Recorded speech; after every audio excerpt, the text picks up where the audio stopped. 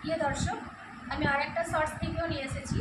আজকে আমার শর্টস ভিডিওর বিষয়বস্তু নিত্য সমাস।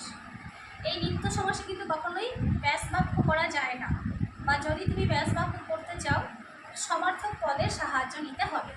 যেমন ধরো কাঁচকলা। কাঁচকলা বলতে কাঁচা কলা। আমি কিন্তু কাঁচা যে কলা এটা কখনোই বলবো না, কারণ কাঁচা যে কলা সেটা কর্মধারয় সমাস হয়ে যাবে। কাঁচা কলা কাঁচকলা। বা হচ্ছে গিয়ে গ্রামান্তর, অন্য গ্রাম। দেশান্তর, অন্য দেশ। মন্বন্তর, অন্য মনু।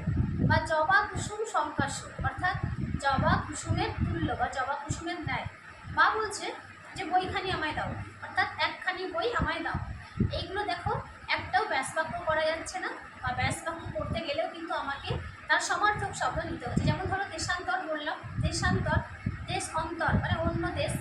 যেগুলো দেখবে তুমি অন্তর আছে সেগুলো ব্যাস বাক্য করতে গেলে তুমি কী করবে?